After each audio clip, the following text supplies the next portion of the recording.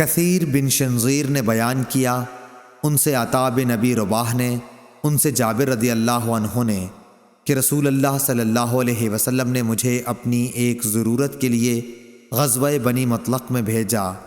میں جا کر واپس آیا، میں نے کام پورا کر دیا تھا۔ پھر میں نے نبی کریم صلی اللہ علیہ وسلم کی خدمت میں حاضر ہو کر آپ کو سلام کیا، لیکن آپ نے کوئی جواب نہیں دیا۔ میرے دل میں اللہ جانے کیا بات آئی، اور میں نے اپنے دل میں کہا کہ شاید رسول اللہ صلی اللہ علیہ وسلم مجھ پر اس لیے خفا ہیں کہ میں دیر سے آیا ہوں۔ میں نے پھر دوبارہ سلام کیا، اور جب اس مرتبہ بھی آپ نے کوئی جواب نہ دیا تو اب میرے دل میں پہلے سے بھی زیادہ خیال آیا۔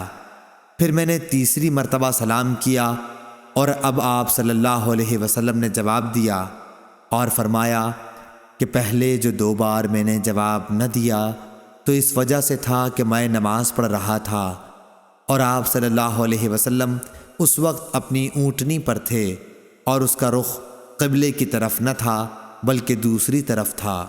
صحیح بخاری حدیث نمبر 1217۔